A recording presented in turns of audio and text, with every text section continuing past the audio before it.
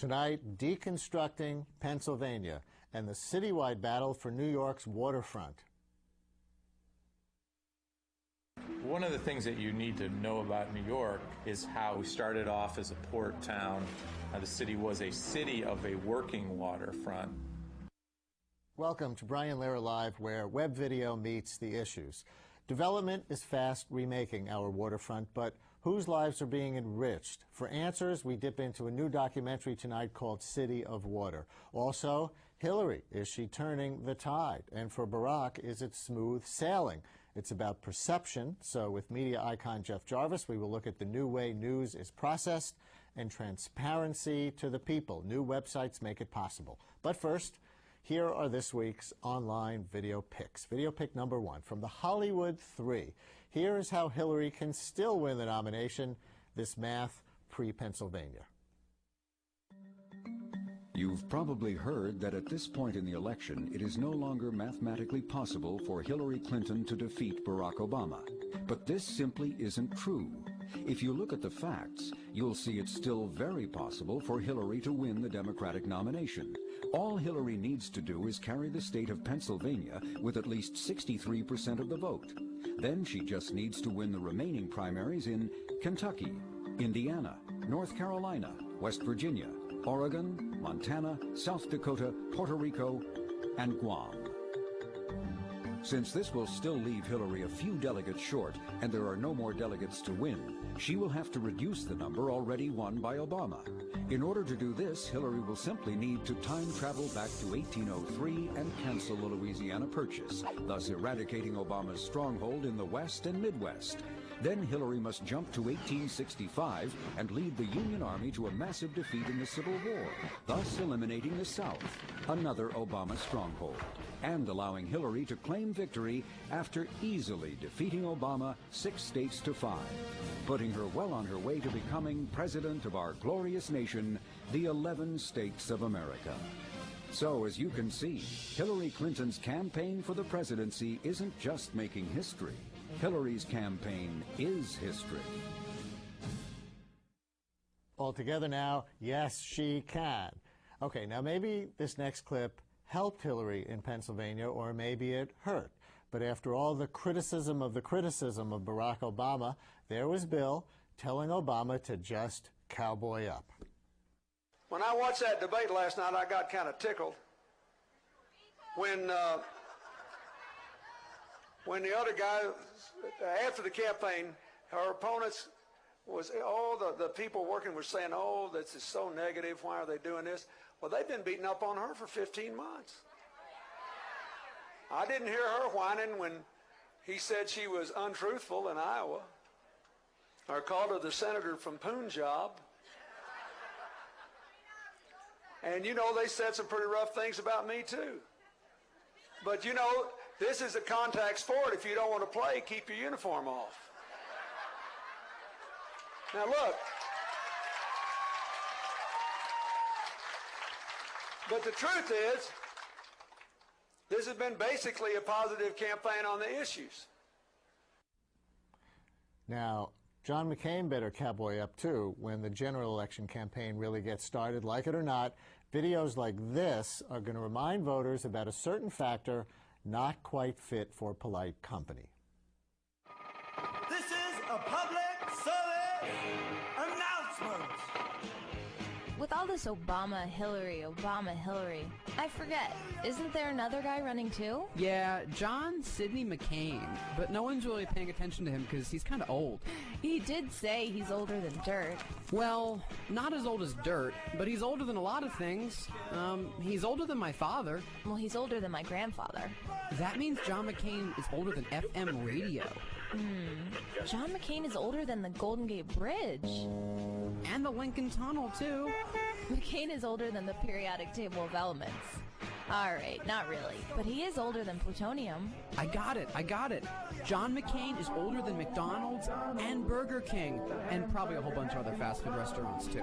John McCain is older than Coke in a can. You know, John McCain is older than, what the hell is that country? Indonesia. And Pakistan. And Iceland. I got it. The dude's older than Velcro. And he's older than nylon. He's even older than color TV. Oh my God, John McCain is older than Dick freaking Cheney. I'm not so sure about Iceland, actually, but yeah, that was ageist. Also inevitable in the web era. Get used to it. Our next online video pic is from the progressive politics satirists at Brave New Films, and they know how to cowboy up.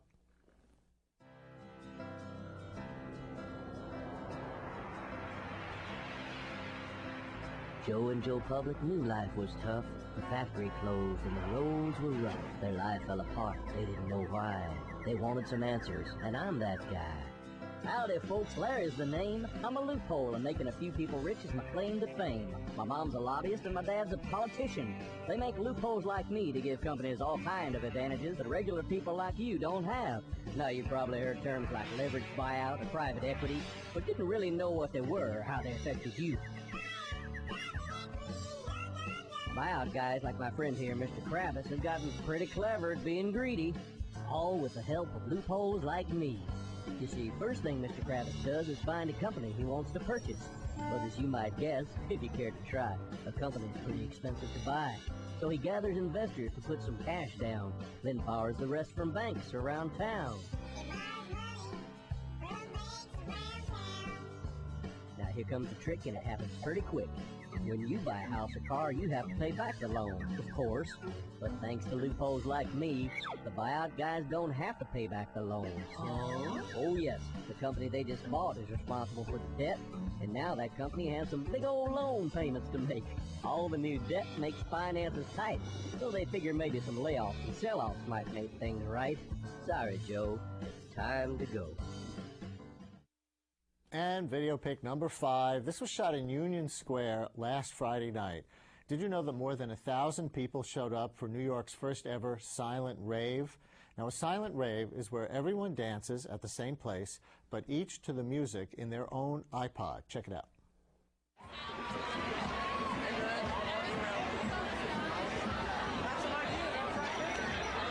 I didn't know they'd have Woodstock in Union Square.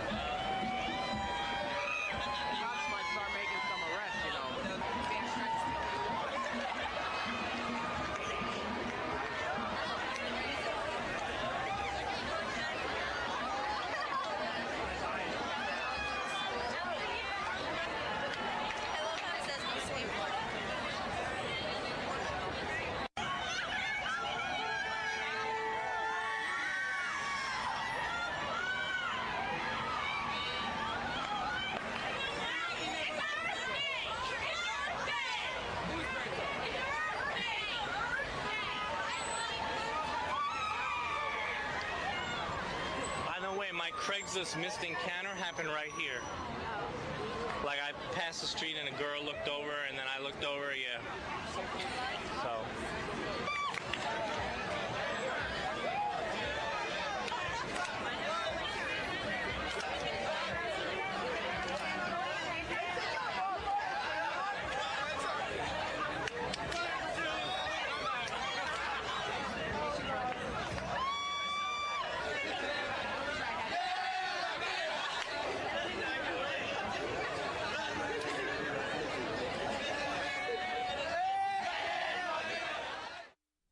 The silent rave in Union Square was organized by one 18-year-old who spread the word via Facebook. And those are this week's online video pics.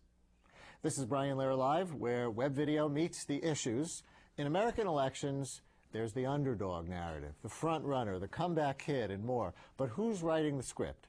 Does the mainstream media still have control of the election message? With us to discuss those questions and the efforts to bring transparency to the people are Jeff Jarvis. He directs the interactive journalism program at the Graduate School of Journalism at the City University of New York, and Andrew Richey, Senior Technology Advisor for the Sunlight Foundation. And welcome both of you to the show. Now, to jumpstart this discussion, let's look at where the last 6 weeks of media circus have taken us. according to ringmaster Chris Matthews from last night's coverage. This is 2 hours before the polls closed. But again, I really think that the way this is going to be played, as you know, never before in a political contest has been so much focus put on the spread. Because this contest is essentially over. Barack Obama is going to win the most elected delegates. What's at stake is the chance to go to appeals court. Right. There's nothing like it in sports, where you appeal the whole regular season and say, nothing counts now, I'm going to blow you away. No, you can go to the NCAA and get your college season overturned by illegal Well, that's true. I think there was well, that too. But I think we also have surprises in the playoffs. But I really do think it's a strange time because we're all watching to see who won. But as Nora pointed out, 4 out of 5 or so of the Hillary voters today believe that she's still in the running, that this is still up in the air. And I think that was probably a mistake of the media. I think in the effort of the media to try to keep this game going, we've created the delusion that somehow this race is still open. I don't think it is open. I think if you look at the numbers, Barack has to really blow it in the weeks ahead to lose this thing. And you also have to have... All right, so Jeff Jarvis, that is one press sphere on MSNBC. You have a theory of another press sphere, don't you? It's all of us. It's little bits. It's Andrew linking to me and me linking to you and all of us linking to the media and then linking back and then original source material and all kinds of things. Last night I was, how cool am I, how young am I was twittering the election all night, little 140-character messages. And it was amazing to watch the whiplash go on with these guys as it happened. Coming in, Hillary was dead, she was a goner. Going out, Obama was now damaged. Both absurd. It's just a racist politics, and they don't quite know what to do with it. You're out as a Clinton supporter. Yes, I am. And I was following you on Twitter a little bit last night. Aren't you cool, too? And yes. I saw how you were kind of trashing them, trashing Hillary, moment by moment. Because there it is. I mean, they're supposed to be the so-called old media objective talk show hosts and news anchors. And it's no... Chris Matthews swallowed his tongue about 3 or 4 times last night, having to say, well, yeah, she's actually done well. Yeah. I mean, this goes to what we saw in some of the video pics tonight, right? For example, we saw the Bill Clinton thing that went viral and had a life of its own. Andrew, we saw the John McCain thing, which to me indicates that even though the candidates won't want to say it out loud, we in the mainstream media won't want to say it. I don't know, this doesn't count as mainstream, but even in the sort of polite media won't want to say it out loud. But people are going to be passing around among themselves on the web, this guy is old, are we comfortable with that? Sure, so there's an entirely new media ecology that's been born that uses these tools, whether it be Twitter or whether it be blogging or video, and a new skill set, which I like to call videracy, which is not only understanding video in the way it's presented, but also being able to create complex ideas using video and then distributing it through various social networks and different kinds of platforms like Facebook and MySpace and YouTube, and then even email. So when my 82-year-old dad is sending an email of Barack Obama's speech on race, he's actually affecting the opinion of many people around him, completely independent of the way in which the mainstream media traditionally would try to influence or try to give people an opportunity to form public opinion. So we're in an entirely new era here, and we're watching a clash between 20th century politics and 21st century politics right before our eyes. So you have this concept of press sphere, which we touched on, and also one that you call new news.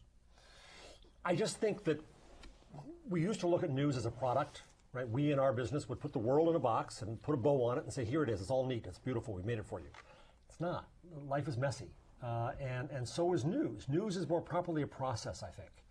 And somewhere in there may be a story published, there may be a story on the air, there may be something there, but ideas come in, a story may come out, links come out, corrections, follow-up, all kinds of things.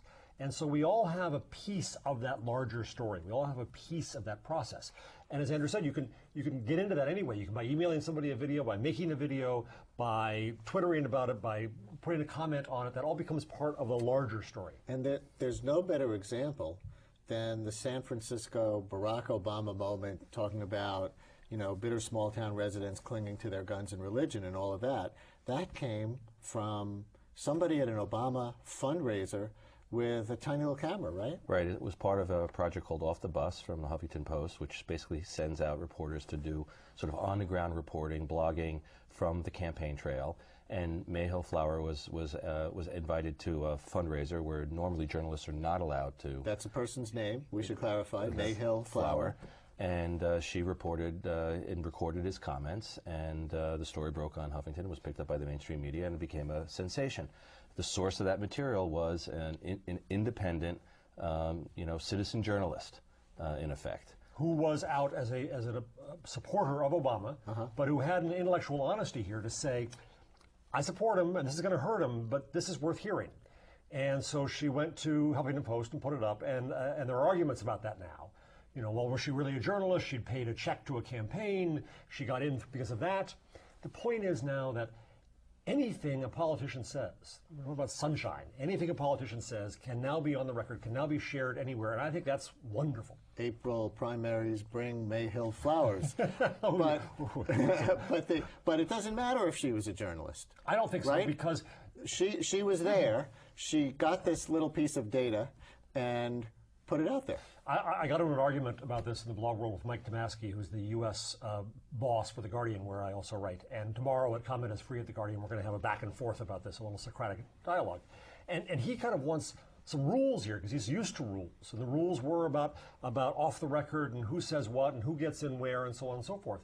And from my perspective, the beautiful thing about this is that whether or not a journalist is in the room, everybody in the room can be a journalist. And anything that's said, we can all hear. And, in the long run, even the politicians, I believe, should celebrate this, because they're going to learn, as we've learned online, that transparency yields trust.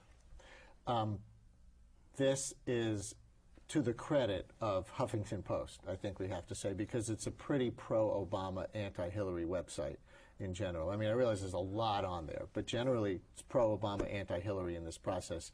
But they had enough integrity to publish this thing, which is the biggest negative against Obama, probably in a political sense, of his entire campaign. Well, so far, but they've been looking for something. So, if you're looking for something, they'll grab onto a story and try to make it into a story. There's probably dozens of other stories, too. If he hadn't made those comments, maybe something else would have floated to the top. What's interesting is what happened after those comments were made public and hit the mainstream press. People started digging back through Hillary Clinton's comments and Bill Clinton's comments and tried to find similar things that they might have said before the internet was even born. In fact, that's one of the things that's interesting about the internet. It's the first organism that actually has a memory older than when it was born. And so people are finding these things, and so there was actually some comments made by Bill Clinton that were very similar in tone to the comments that Barack Obama made.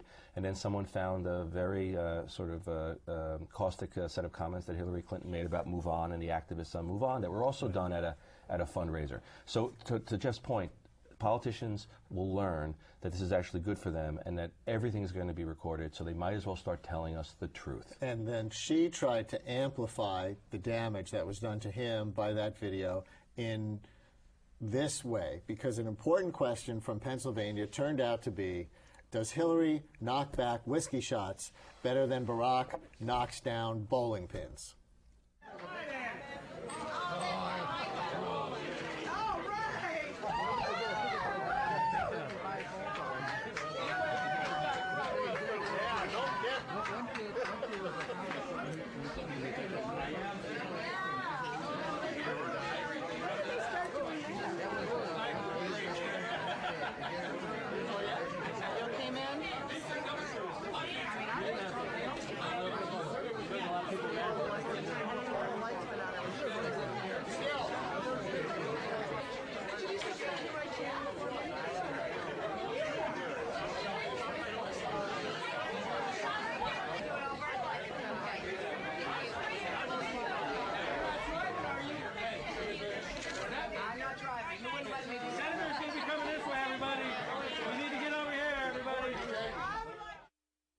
And you know what's interesting to me about that? If it was just the old media, if you saw it on television once during ABC World News Tonight or something, you'd think, oh, Hillary is downing shots. This is what she does. She looks comfortable doing that. This must be what she does. But when you see it over and over and over again on YouTube, it starts to raise a question, at least in my mind, of just how staged was this. I think in a different way than if the old media just had the sole control. But I think that the candidates, the most interesting part of this YouTube election to me has been, and I covered it at this blog Presvid, I thought we were going to see mainly voter video taking over. But in fact, the candidates, I think, have used YouTube very cleverly. And they've used it to escape from the tyranny of the 15-second soundbite and to set the agenda of the discussion in ways. So whether it's these efforts at a casual moment or whether it's a 4-minute video that gives a fuller position than they can give ever on the nightly news, I think all in all, the candidates have learned as the campaign has gone on how to better and better use YouTube. Now, an example of that might be this from MoveOn.org, which recently challenged their progressive political community to create a 30-second ad for their candidate, Barack Obama. It's just been 3 days since submissions were closed. They got something like 11,000 videos, and 3 million votes have been cast for video favorites. Let's take a look at one now.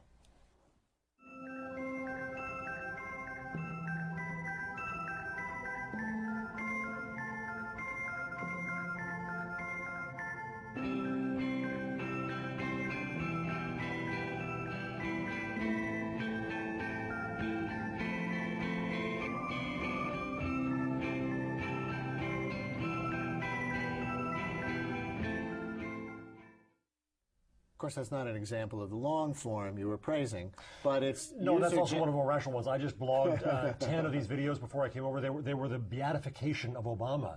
They really were glassy-eyed. I'm sorry, I get in big trouble when I talk about cultists and Obama, but that's what it felt like from Move On. But they're supposed to be Obama commercials. It's supposed to be for him. But I think it's going to hurt him almost because it's just too. It's too adoring, and he's a politician, let's be honest. Have you been surfing through these? Well, sure, and you know, there's a community of people who are very passionate about him, and so they use the tools, Final Cut Pro, and they start producing really, tear-jerking videos. But I think what Jeff is saying is about the fact that the candidates are starting to learn how to use not only the user-generated or the voter-generated video, but their own video, and start inserting it into the media ecology that we were talking about earlier, and taking away the mantle from the mainstream media and setting the agenda. It's almost as if the internet, previous to this election, the internet was sort of allowed to maybe stick its foot in the door or sit at the back of the conference room. Well, what's really happening is the internet's actually sitting at the conference table and now holding the agenda. Yeah. It's leading. And it's now leading. So we're going from the era of the sound bite to the era of the sound blast. And when 6 or 7 million people watch a 37-minute video of Barack Obama's speech on race, and you have to watch the whole video for it to be counted, by the way. Counted as a view on YouTube. Right. You're talking about an entirely new way of going over the transom directly to the voter. And then when you talk about those voters being able to distribute that same message, you're talking about a fundamental shift in the political landscape. But do you agree with Jeff that not as many regular citizens have actually used the web to post videos in this campaign than you might have expected? I think there's lots out there that are just not so good. And I think the mainstream media has actually identified some that they think are cute. So the Obama girl one got some attention at the very beginning, which is kind of silly. This certainly didn't change anybody's opinion about Obama.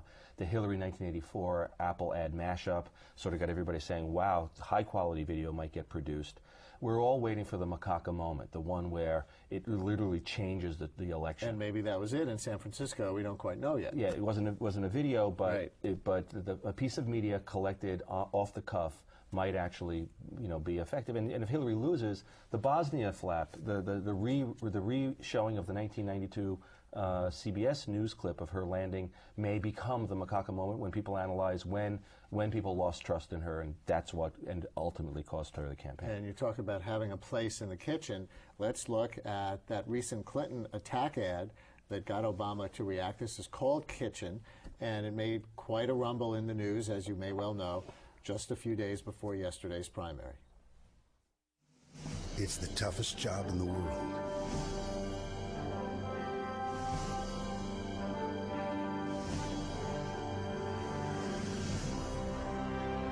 You need to be ready for anything, especially now with two wars, oil prices skyrocketing, and an economy in crisis. Harry Truman said it best: if you can't stand the heat, get out of the kitchen.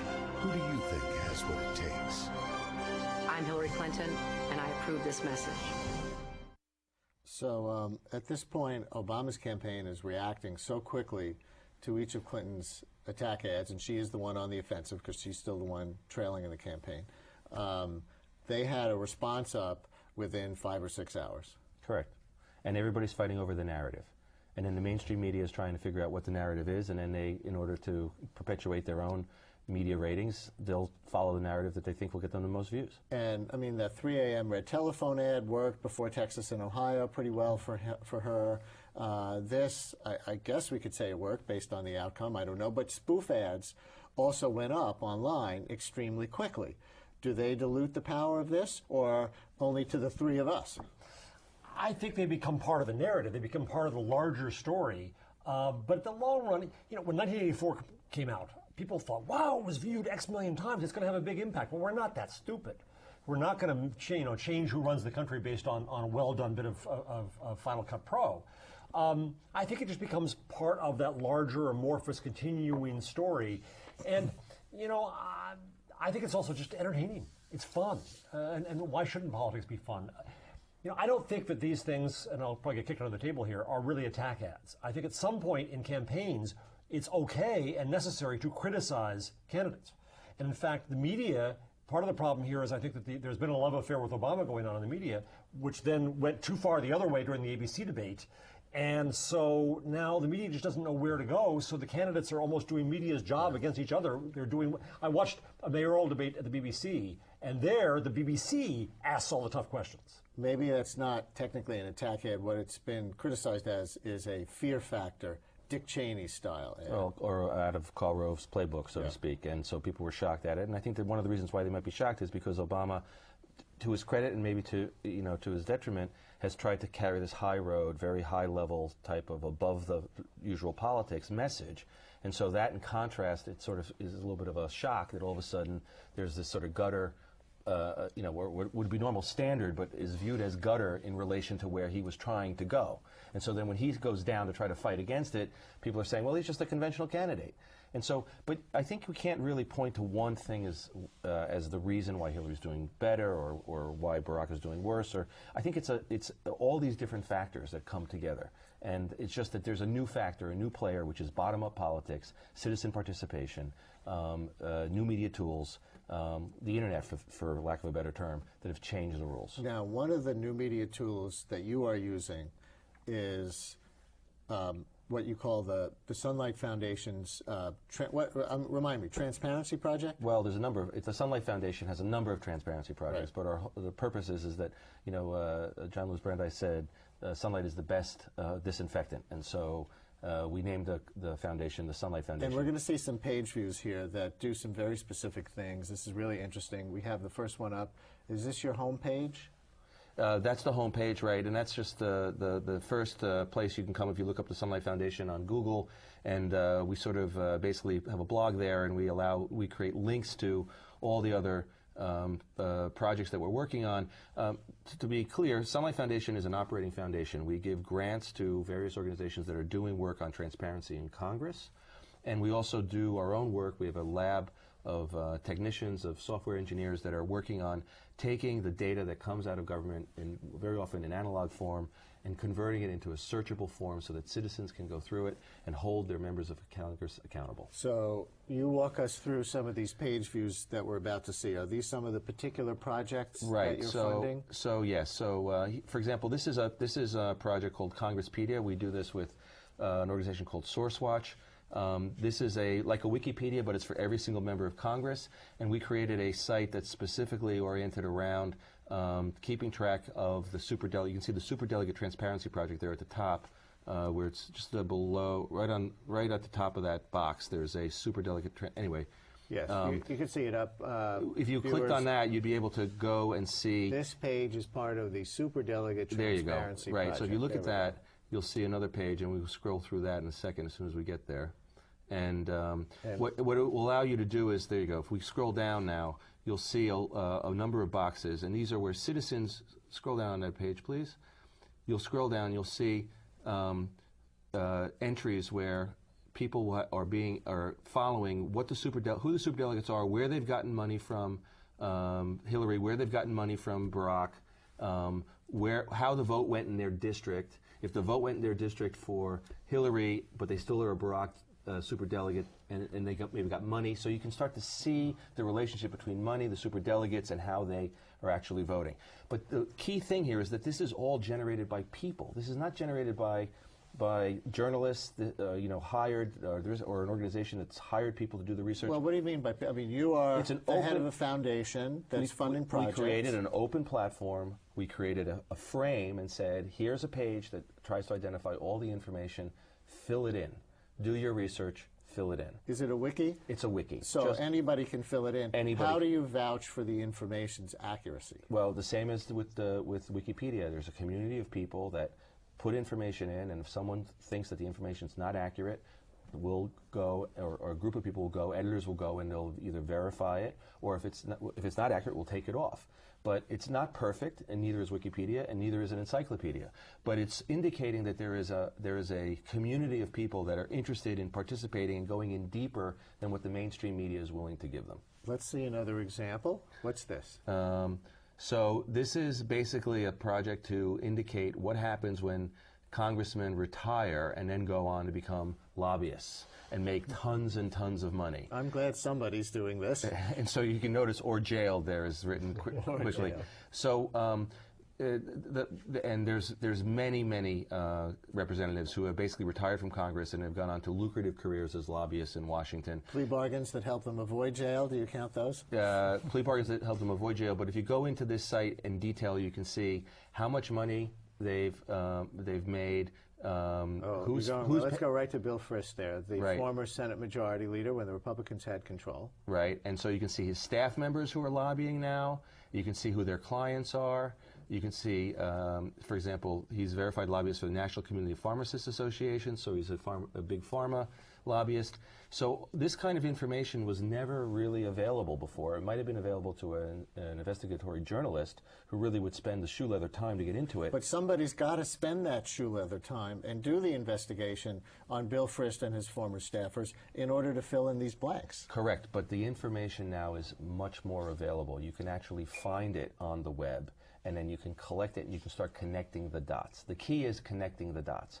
So if you take the donor information and you start looking that all the donors are from the telcos or from the pharmaceutical industry, and then you see that the congressman or senator always voted 99% of the time with the telcos or with the pharmaceutical industry, you start seeing the patterns. And this is for journalists to then write, New York Times, Wall Street Journal articles about, or for ordinary people? Or for people like Mayhill Flower that might just want to investigate one particular thing, write about it, and then letting more people know about it. It's for everybody. Let's do another one. Do we have another one to do? Earmark Watch. Okay, so this one's actually very interesting because if you scroll down on this one, you'll see all the earmarks, and everybody's been talking about earmarks, and you can basically if you go up and most recent 456 research on the left. If you go to the left side of that screen, you'll see 456 researched. There you go. Right there in the green box. In the green box, or recently researched. Just go to recently researched on underside activity right there where you were. That's it. And you see these are all the earmarks. $135,000 for Met County, $2 million for all these. These are all different earmarks, and they're just listed there so that people can see where the earmarks are going.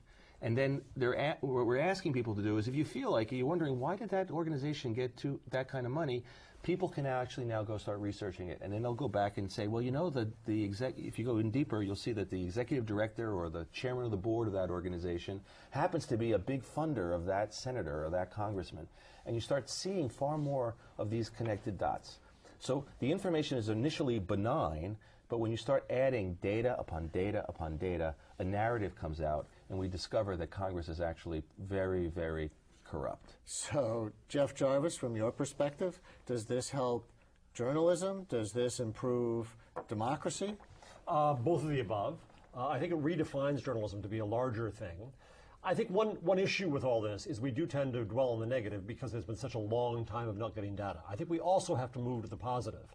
And if you look at a project like e-petitions at number 10 Downing Street in the UK, those are citizens who can come in, who make suggestions for government, who try to get a critical mass going around. So there was a new site for Starbucks called My Starbucks Ideas, where people are coming in and giving all kinds of ideas. My view is we should do that for government. And the citizens should be able to come in and find the corruption and ferret that out, but also say, wouldn't this be a good idea? Because we don't want to stop where you just stopped a minute ago, I don't think, and say, therefore we conclude that Congress is corrupt.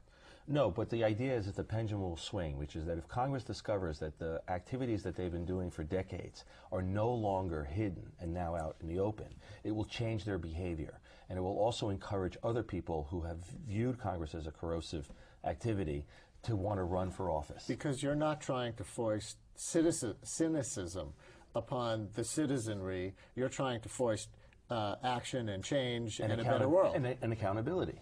And at the end of the day, I think, and Jeff and I agree on this, which is that we believe that the technology creates a more participatory and robust democracy, where being involved in civic life is not abstract, but is actually relevant to people's lives. And they can establish a sense of trust and a sense of belonging, and therefore maybe we'll even get our number of people voting every election up from the lousy 50% that we basically get now to full participation.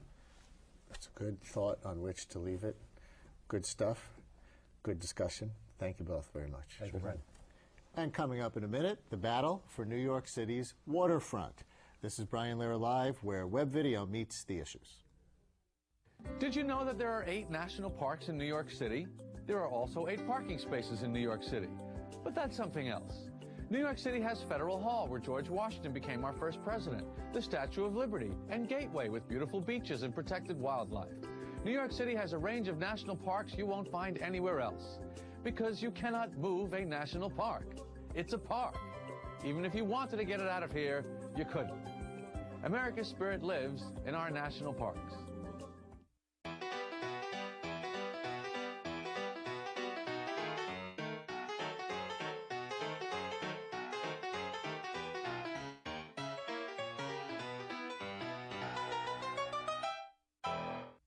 Hi, I'm Matthew Goldstein, the Chancellor of the City University of New York. Look who's teaching at CUNY. Michio Kaku, string field theorist and international authority on theoretical physics. John Corleano, Academy Award and Pulitzer Prize winner in music.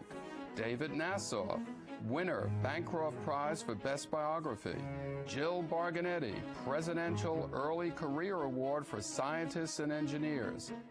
Gregory Rabassa, recipient the National Medal of Arts in 2006 from President Bush.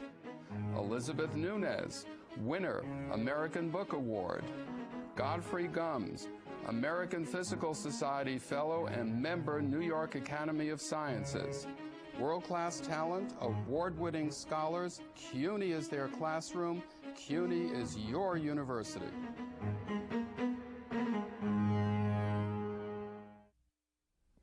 Manhattan Island. We say the phrase, but it's easy to forget what that means. We are surrounded by water. In fact, all 5 boroughs are graced with waterfront. Shipping built the city. But for decades, our urban shores have been neglected. No longer. Now there's a fight about who gets access, rich or poor, business or bicycles. All this is the focus of a new documentary entitled City of Water. Here's a segment examining the balance between a recreational waterfront and a working port.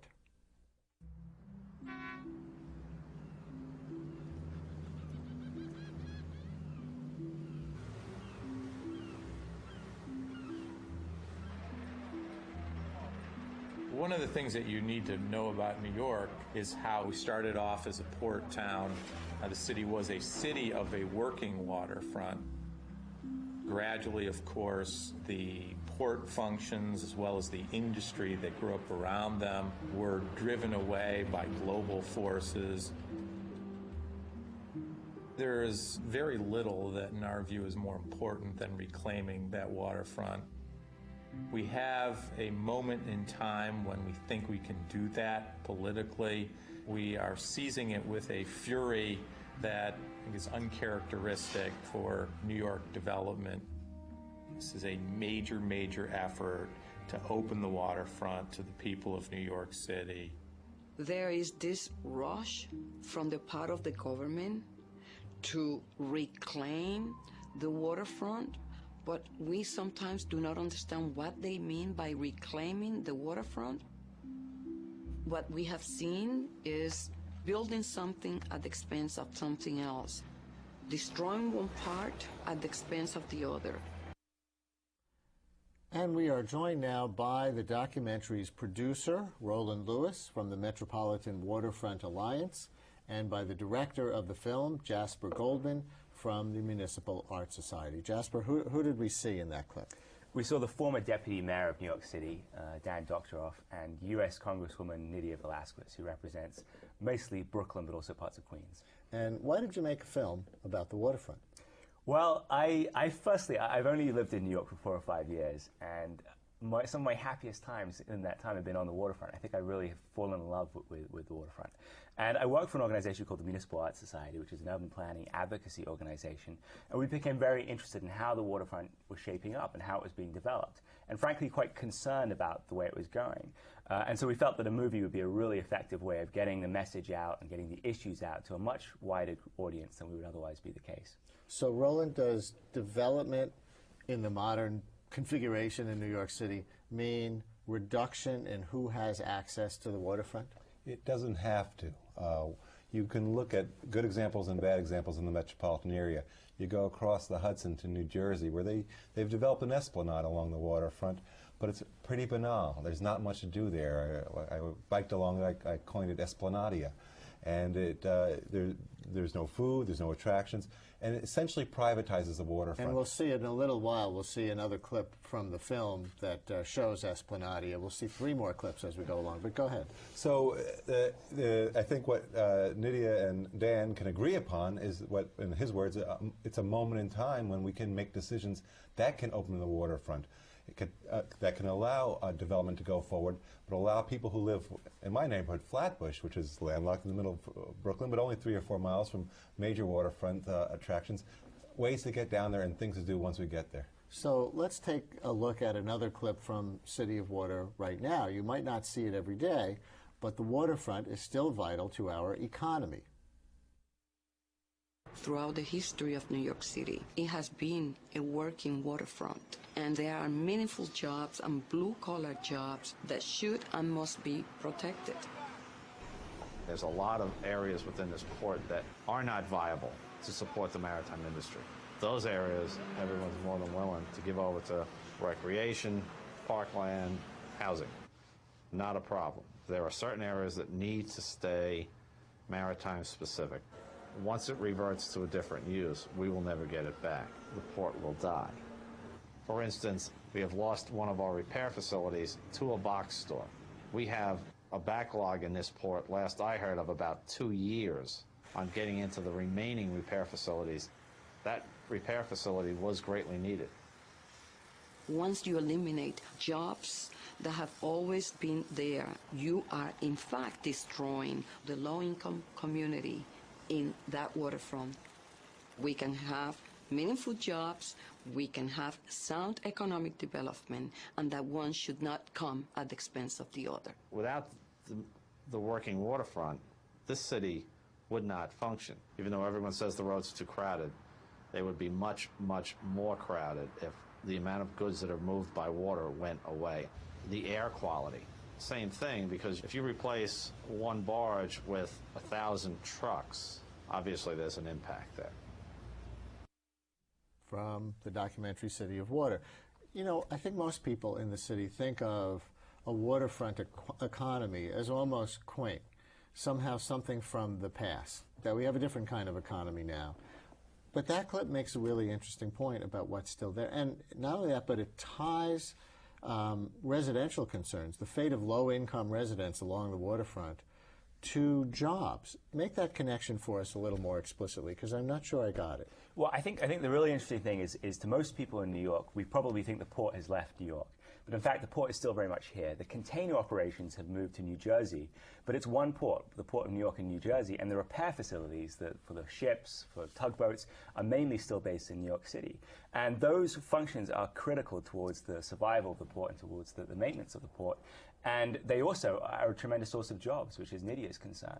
So if we lose our maritime uses, if we rezone them all for residential or for big box stores, then not only is the future of our port in jeopardy, but we'll lose a tremendous amount of jobs which are good, really good, well-paying jobs that will be hard for those people to find similar kinds of work elsewhere. Roland, how does New York compare to other port cities?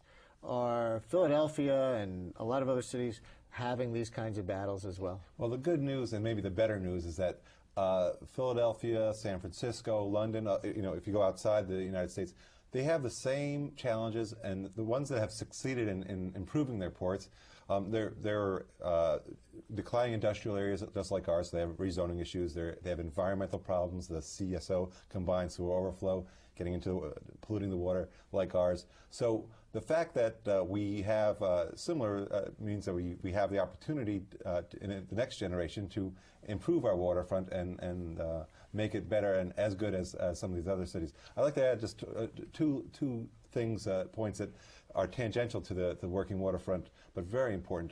The one, you know, I've got a couple of kids who've got asthma, and that's directly related to the waterfront. There's an epidemic of that disease in our city right now because there's so many trucks on the water. So what Andrew McGovern says about getting barges on the water for our garbage, for our food, for any number of things. Why can't we have FedEx deliver from the airports their packages to ports and terminals on the waterfront, and then distribution? Get so many trucks off the water. And second, the infrastructure for the port, cleats and bollards, so you can park barges, and the basic is there for emergency use too. You can, God forbid, we're on an island, as you said in the beginning, and God forbid we need to get off the island, and we need to get stuff on the island. That's infrastructure we need to get food in and get people off. And it's not just Manhattan Island. Here's another clip from the documentary City of Water, focusing on Hunts Point, not on an island, but in the South Bronx. Suddenly, it just started to flow, and people started to realize, like, you know what, there is a waterfront here. How come I have to travel as far as I do to get to a waterfront? It's like, you know, my people are from the Caribbean, or my people are from down south. You know, we love the water. There's a natural affinity to it, and, you know, why don't we have that, you know, in our neighborhood? We met with EDC, and I suggested that we could make our park here as an environmental theme park, planted with native trees that would require less water and also attract birds and beneficial insects, and have a space to provide environmental education, cultural programs, and amazingly, you know, this was accepted. People started recognizing, okay, we have a waterfront. And at that point, like, I literally went back home, like, wrote the proposal, got the money, and that was like the beginning of the waterfront restoration in Hunts Point. Jasper, talk about Hunts Point, South Bronx, waterfront. Well, the woman you saw there is a real star. Her name is Majora Carter. She's been on this show a number of times. MacArthur Prize winner. MacArthur Genius Grant winner. And she really is a genius. And what the story that she was telling there is that during the 1990s, under the Giuliani administration, there was a plan to put essentially a lot of the waste transfer facilities in the South Bronx, which from an environmental justice point of view was very unfair, because a lot of those facilities were already there, causing the kind of asthma problems that Roland was alluding to earlier. And so they finally sort of rose up against it and said, you know, listen, this is really not what we want here. It's not fair. This should be distributed more equitably to the other neighborhoods as well as Hunts Point. And at that point, they, you know, I think Majora says at one point in the movie, you know, communities don't plan to fail, they fail to plan. And they started realizing, you know, we don't want this, but what do we want instead? And that was where they came up with the idea of building, instead of waste transfer stations, parks that they could really use and would mitigate for the asthma effect and would really add to the quality of life rather than detract from it in Hunts Point. Brian, I just wanted to say that Majora's group, and Majora serves as a trustee of my organization, and so she's my boss as well. Full disclosure. Yes, sir. But it's typical and indicative of a growing movement, a blue movement. The 328 organizations that are part of the Metropolitan Waterfront Alliance are in large part many grassroots organizations from you know, Baychester to Bayonne, who are trying to seize the moment, as Majora did up in the Hunts Point section, and create kayak clubs and points of access and clean the water, all sorts of wonderful things. Did she win her battle up there, or most of it? Yes, and what's most interesting about what Majora is doing now, she created two wonderful parks in that area, and got kids out on the water. But what she's most concerned about is creating good jobs. Back to the jobs, green jobs in Hunts Point that will be good for the community and use the waterfront. And she's interested in rail freight, all sorts of things that will improve economic condition in that community as well. You're talking about access. It's not always clear whether something that we think is access is really access. Let's take one more look at the City of Water film, this time to catch some testimonials about the limited ways that people have access to the waterfront now. The esplanade treatment of the water's edge has a lot to recommend it, but the way it's treated now, you can only go so far, and here's a beautiful railing, a steel railing that'll go along the whole edge of the river. You won't find a place where you can actually get your hands wet, where if you're in a small boat, you could stop and come onto land. There's no interconnection of land and water anymore. The pressure is against incorporating nature into the waterfront because it's much easier to build a cement wall, 90-degree angles, a straight row of trees on the top, separate the land from the water. Engineers like that and lawyers like that, and therefore developers like that. At the South Cove of Battery Park City, on 9/11, when they had to evacuate thousands of people onto the water, they had to get an acetylene torch and cut through the steel railing in order to get people away from the disaster. That's just a metaphor for the way we're thinking about bringing people to the edge, but keeping them away from actual contact with the water itself. We worked to develop a program to buy canoes and kayaks and teach people water safety and how to paddle, essentially just get them out on the water there, like in their own backyard.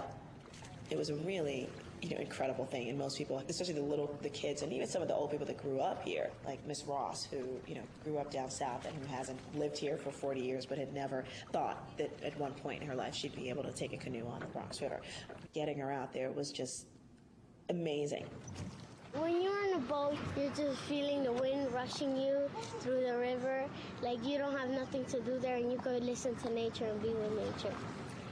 Every kid should be allowed to come here because it's so beautiful and it's the Bronx and you mostly don't see anything good here. So there was an example near the beginning of that clip of what you were referring to before as esplanadia, right? That big, wide-open concrete walkway curving around between the building and the water. Now, at first glance, that looks pretty open and like access, at least in the sense of there's no building right up to the water, there's no factory there. It looked like the public was allowed access, not just the people who live in the condo or whatever that was. But you don't love it. You go there, and I was there, and every 100 yards or so, there's a little package they have for poop bags for dogs. If you're a human being, you're out of luck. If you want to bear a hot dog, you're out of luck. There's just not much to do there, and you see who's walking there. They're the people who live there walking their dogs. So it's not welcoming to the general public. It's not usually not easy to get there.